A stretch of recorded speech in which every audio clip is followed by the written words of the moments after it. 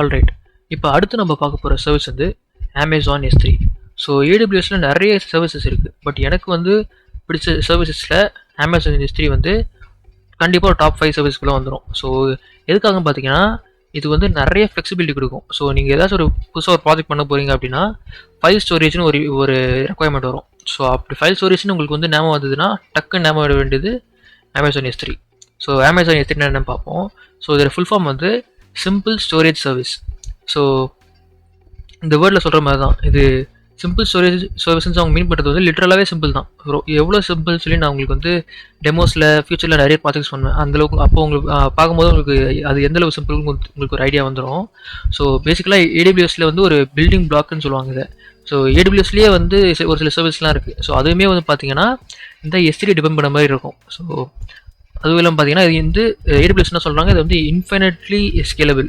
So எந்த அளவுக்கு scalable ஆகுன்றதுக்கு வந்து ஒரு லிமிட்டே இல்லை. நம்ம டேட்டா ஆட் பண்ண அது வந்து அதுக்கு ஏதாவது ஸ்பைஸ் இன்க்ரீஸ் ஆகிட்டே தான் இருக்கும். அது வந்து எவ்வளோ டேட்டா வேணால் ஆட் பண்ணலாம். ஸோ அதுதான் வந்து AWS கிளைம் பண்ணுறது. ஸோ முக்கால்வாசி வெப்சைட்ஸ்க்கு வந்து இந்த AWS S3 தான் வந்து பேக் போனாக இருக்குது. அடுத்து வந்து S3யோட யூஸ் கேசஸ் என்னென்னு பார்ப்போம். ஸோ S3ல வந்து நிறைய யூஸ் கேசஸ் இருக்குது. ஸோ நான் வந்து ஒரு டாப் 4 வந்து வேணால் மென்ஷன் பண்ணுறேன். ஸோ ஃபஸ்ட்டு வந்து பார்த்தீங்கன்னா backup and storage. So one of the main reasons why people prefer S3 is அது வந்து அதை பேக்கப் அண்ட் ரீஸ்டோருக்கு வந்து இது யூஸ் பண்ணுவாங்க. ஸோ ஏதாச்சும் ஒரு டேட்டா வந்து ஒரு ஃபைல்ஸோ நம்மகிட்ட இருக்குன்னா அந்த டேட்டா வந்து லாஸ் ஆகாமல் இருக்கிறதுக்காக நம்ம வந்து S3ல ஸ்டோர் பண்ணி வச்சுக்கலாம். ரெண்டாவது வந்து டிசாஸ்டர் ரெக்கவரி. ஸோ ஏதாச்சும் ஒரு டைமில் வந்து நம்மளுக்கு எக்ஸாம்பிள் நம்ம வந்து ஒரு RDSல நமக்கு ஒரு டேட்டாபேஸ் இருக்குன்னு வச்சுக்கோங்களேன். அந்த டேட்டாபேஸ் வந்து ரெகுலராக பேக்கப் எடுக்கிறோம். ஸோ அந்த பேக்கப் வந்து நம்ம S3ல ஸ்டோர் பண்ணிக்கிறோம்னு வச்சுக்கோங்க. ஏதாச்சும் ஒரு டைமில் நம்மளோட டேட்டாபேஸ் வந்து ஃபெயிலியர் ஆகுது அப்படின்னா இந்த S3ல வச்சிருக்க பேக்கப் யூஸ் பண்ணிவிட்டு நம்ம டேட்டாபேஸை ரீஸ்டோர் பண்ணிக்க முடியும். ஸோ இது டேட்டாபேஸ்க்கும் கிடையாது, நிறைய சர்வீசஸ் இருக்குது. ஸோ அந்த மாதிரி சுச்சுவேஷனில் டிசாஸ்டர் ரெக்கவரிக்கு வந்து இந்த S3 யூஸ் பண்ணுவாங்க. மூணாவது வந்து media hosting. So media hosting வந்து ஸோ இப்போ எக்ஸாம்பிள் நீங்கள் வந்து நெட்ஃப்ளிக்ஸ், அமேசான் பிரைம் அப்படிலாம் பார்க்குறீங்களே. ஸோ அதில் வந்து நம்மளுக்கு வந்து வீடியோஸ்லாம் இருக்கும். ஸோ அந்த மாதிரி வீடியோஸ் எல்லாம் வந்து ஹோஸ்ட் பண்ணி வச்சுக்கிறதுக்கு இந்த S3 யூஸ் பண்ணலாம். அவங்களுமே வந்து பார்த்தீங்கன்னா ஆக்சுவல் ஃபைல்ஸ் எல்லாம் அந்த வீடியோஸ்லாம் வந்து S3 தான் வச்சுருப்பாங்க. அந்த வெப்சைட்லேருந்து அந்த S3 ஃபைலை ஆக்சஸ் பண்ணிவிட்டு வீடியோவை ப்ளே பண்ணிக்கிறாங்க. ஸோ இது வந்து ஒன் மோர் யூஸ் கேஸ். ஃபைலில் வந்து பார்த்தீங்கன்னா static web pages. So static web பேஜஸ்ன்றது வந்து நார்மல் வெப்சைட் தான், ஆனால் அதில் வந்து நிறைய ஃபங்க்ஷனாலிட்டிஸ் இன்வால்வ் ஆகிருக்காது. ஸ்டாட்டிக் வெப் பேஜ்ன்றது வந்து மோஸ்ட்லி வந்து ரீட் பண்ணுற மாதிரியான சைட்ஸ்ன்னு சொல்லுவாங்க. பட் ஆனால் ஸ்டில் ரவுட்டிங் அந்த மாதிரிலாம் பண்ண முடியாது. ரவுட்டிங்னு மீன் பண்ணுறது வந்து நிறைய பேஜஸ்லாம் இருக்கும்ல. ஸோ கிளிக் பண்ணால் வேறு பேஜுக்கு போகிற மாதிரி அந்த மாதிரி இதெல்லாம் பண்ணுவாங்க. ஸோ அந்த ரொம்ப ஃப்ளெக்சிபிலிட்டி இருக்காது.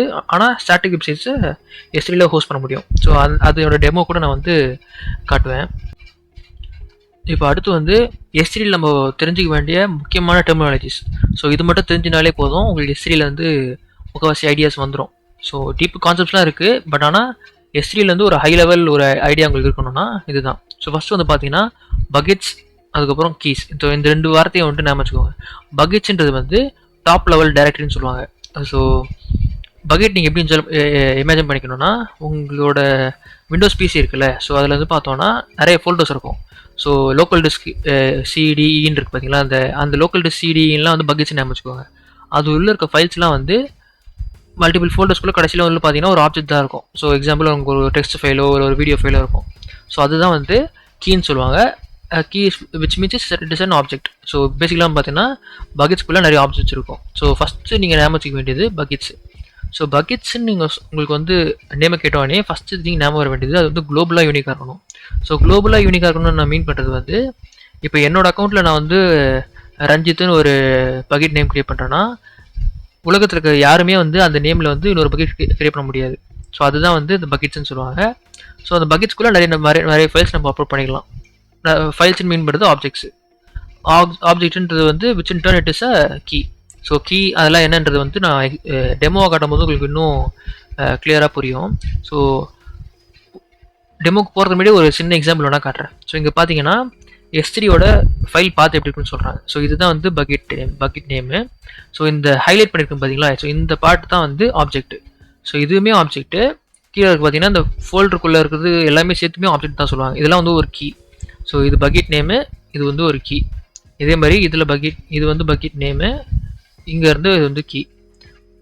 ஸோ இந்த கான்செப்ட் உங்களுக்கு புரிஞ்சதுனாலே ஆல்மோஸ்ட் S3 வந்து ஆல்மோஸ்ட் கவர்ட் ஆயிடுச்சு. S3 வந்து ஆல்மோஸ்ட் கவர்ட் ஆச்சுன்னு நான் சொல்கிறது வந்து பேசிக் கான்செப்ட்லேயே S3 கவர்ட் ஆயிடுச்சு. நான் உங்களுக்கு வந்து டெமோவில் காட்டுறேன், அது எந்தளவுக்கு சிம்பிளாக இருக்குன்னு உங்களுக்கு புரிஞ்சிடும். சரி, ஓகே. இப்போ வந்து நம்ம டெமோ சைடுக்கு போயிடுவோம். ஸோ AWS கன்சோலுக்கு வந்து S3 சர்ச் பண்ணுங்கள். சர்ச் பண்ணிட்ட அப்புறம் உங்களுக்கு இந்த மாதிரி வரும். ஸோ உங்களுக்கு வந்து இங்கே வேலைலாம் இந்த மாதிரி காட்டாது. நான் ஆல்ரெடி பின் பண்ணி வச்சுருக்கேன், அதனால் வந்து எனக்கு வந்து இந்த சர்வீசஸ்லாம் ஆல்ரெடி காட்டுது.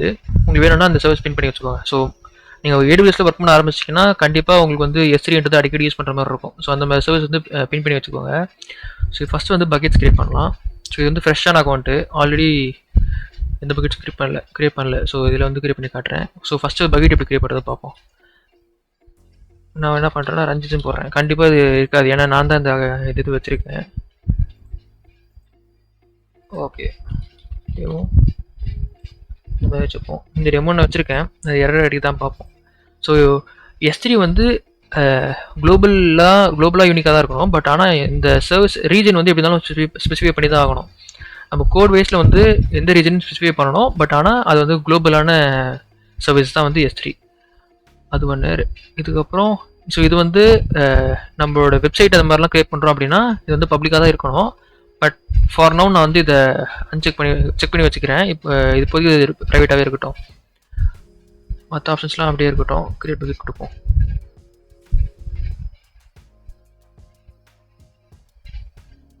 ஓகே, இந்த நேமில் இப்போ பக்கெட் கிரியேட் ஆச்சு. இப்போ அடுத்து என்ன பண்ணுவோன்னா இது ஓப்பன் பண்ணுவோம்.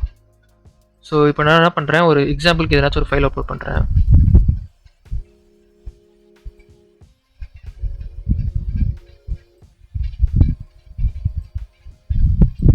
ஃபைல் உள்ள அப்லோட் பண்ணிவிட்டு இப்போ வியூ பண்ணி ட்ரை பண்ணுவோம்.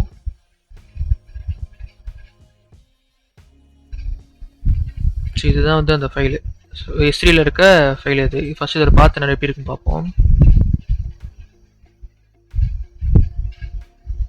ஸோ ரஞ்சித் டெமோன்றது தான் வந்து பக்கெட் நேமு. ஸோ அதுக்குள்ளே டேரெக்டாக வந்து ஒரு ஃபைல் அப்லோட் பண்ணியிருக்கோம். ஸோ அதுக்குள்ளே வந்து இந்த start.png இருக்குது. ஸோ இந்த ஃபைல் ஓப்பன் பண்ணுறதுக்கு இதை ரைட் கிளிக் கொடுத்து நியூ டேப் ஓப்பன் பண்ணுவோம். ஸோ இங்கே பார்த்தீங்கன்னா ஆக்சஸ் ஜெனரேட் வருது. ஏன்னு பார்த்தோன்னா இது வந்து ஒரு பப்ளிக்கான S3 பக்கெட் கிடையாது, இது வந்து ப்ரைவேட்டான S3 பக்கெட். கரெக்டுங்களா? ஸோ இப்போ வந்து இதை ஓப்பன் பண்ணணும் அப்படின்னா நம்ம என்ன பண்ணணும், இங்கே போய்ட்டு இது ஓப்பன் கொடுங்க. ஸோ இப்போ நம்மளுக்கு ஓப்பன் ஆகுது. அது ஏன்னு பார்த்தோன்னா சேம் பார்த்தேன், பட் கூட வந்து ஒரு ஆக்சஸ் டோக்கன் மாதிரி ஒன்று அனுப்போம். ஸோ இந்த டோக்கன் வந்து இந்த டோக்கன் கிடையாது, வந்து சைன்டு யூஆர்எல்னு சொல்லுவாங்க. ஸோ இந்த யூஆர்எல் வந்து அனுப்பிச்சோடனே நமக்கு வந்து ஒரு ஸ்பெசிஃபிக் டைமுக்கு மட்டும் அது வந்து அவைலபிளாக இருக்கும். ஸோ இந்த டோக்கன் வந்து ஒரு 15 மினிட்ஸோ நம்ம இது கான்ஃபிகர் பண்ணுறது தான். பை டிஃபால்ட் என்ன இருக்குது, AWS வச்சுருக்காங்கன்னு தெரியல.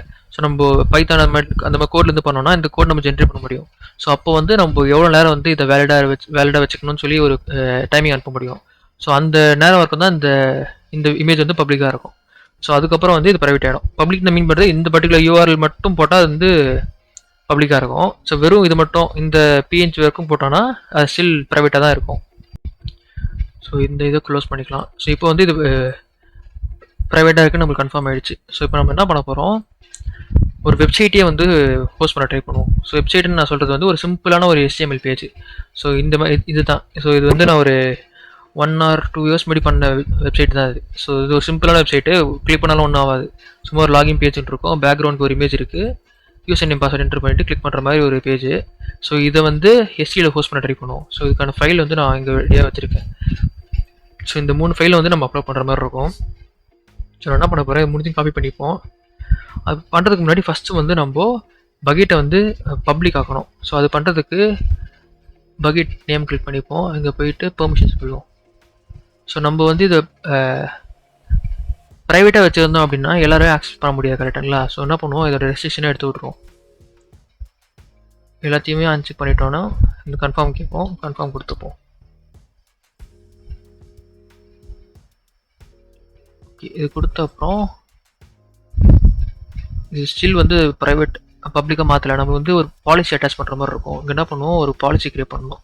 So policy is nothing but நம்ம வந்து எதெல்லாம் அலோவ் பண்ணுறோம் அப்படின்றது ஜென்ரேட் பண்ணணும். ஸோ நம்ம என்ன பண்ணுவோம், S3க்கு ஒரு பாலிசி ஜென்ரேட் பண்ணுவோம். இது ஸ்டார்டிங்கில் பார்க்கும்போது லைட்டாக கஷ்டமாக இருக்க மாதிரி ஒரு ஃபீல் இருக்கும். பட் ஆனால் reality it is simple only. நம்ம என்ன பண்ணுவோம், கெட் ஆப்ஜெக்ட்ஸ் சர்ச் பண்ணுவோம்.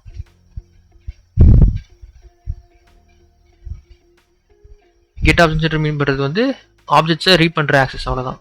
ஸோ இது கொடுத்துட்டோன்னே ARN. So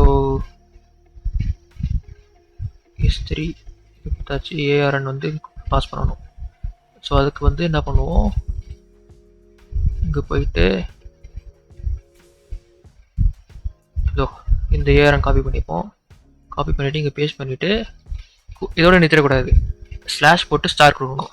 so slash star என்ன மீன் பண்ணுது அப்படின்னா, இதுக்கப்புறம் இருக்கிற ஆப்ஜெக்ட்ஸ் எல்லாமே அதுக்கு எல்லாருக்குமே ஆக்சஸ்ன்னு சொல்கிறோம். நம்ம வெறும் ஸ்டார் கொடுத்துட்டோம்னா S3 பக்கெட் அந்த ரஞ்சித் எமோன்றது சர்வீஸ் வரைக்கும் தான் ஆக்சஸ் இருக்கும். ஸ்டார்ன்றது வந்து ஒரு வைல்ட் கார்டு.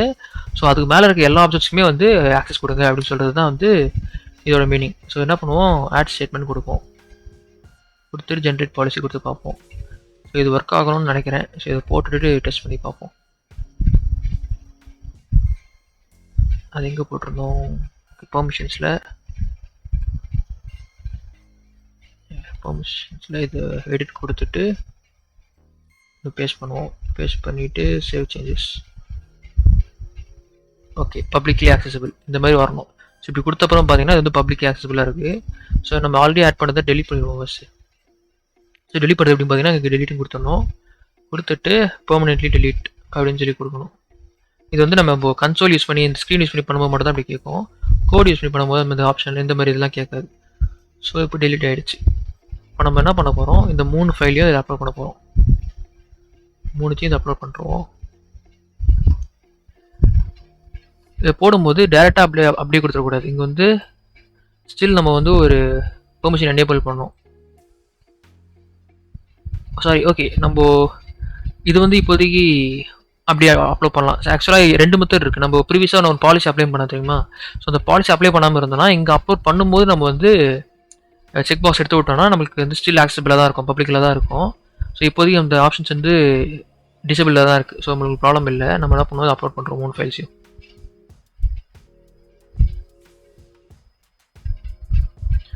க்ளோஸ் கொடுத்துக்கோங்க. இந்த 3 ஃபைல்ஸும் வந்து நம்மளுக்கு இருக்குது. ஸோ இப்போ வந்து இந்த வெப்சைட்டை எப்படி மாற்றுறதுன்னு பார்த்தோன்னா ப்ராப்பர்ட்டிஸ்குள்ளே போயிட்டு ஸ்டாட்டிக் வெப்சைட் ஹோஸ்டிங் ஒன்று இருக்கும். ஸோ இங்கே போய் எடிட் கொடுத்துக்கோங்க. கொடுத்துட்டு எனேபிள் கொடுத்துக்கணும். இதில் ஹோஸ்ட் ஸ்டாட்டிக் வெப்சைட்னே இருக்கட்டும். ஸோ இண்டெக்ஸ் ஃபைல்னு ஒன்று கேட்கும். ஸோ அந்த ஃபைல் நேம் கொடுக்கணும். ஸோ இண்டெக்ஸ் ஃபைல் நம்பர் இருக்கிறது தான் வந்து இது பார்த்தீங்கன்னா ஒரு இண்டெக்ஸ் ஃபைல் இருக்குது ரைட்டுங்களா. ஸோ இது வந்து மென்ஷன் பண்ணணும்.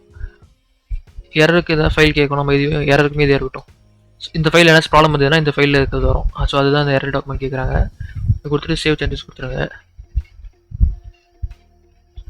ஸோ இது கொடுத்த அப்புறம் நமக்கு கொஞ்ச நேரத்தில் வந்து ஒரு யூஆர்எல் வந்துடும். ஸோ இங்கே பார்த்தீங்கன்னா யூஆர்எல் இருக்குது. ஸோ இது கிளிக் பண்ணோம் அப்படின்னா நம்மளோட வெப்சைட் வந்து ஹோஸ்ட் ஆகிடுச்சு.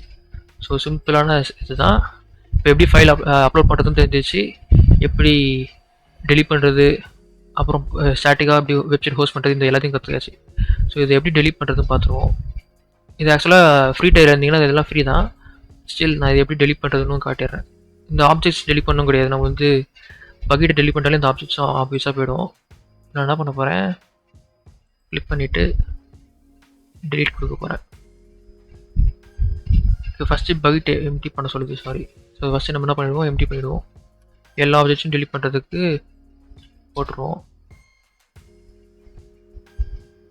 போட்ட அப்புறம் எக்ஸிட் கொடுத்துக்கோங்க. இங்கே போயிட்டு இப்போ மறுபடியும் delete objects bucket name enter பண்ணிட்டோன்னா அப்படின்னா டெலிட் ஆகிடும். So that's it for this demo.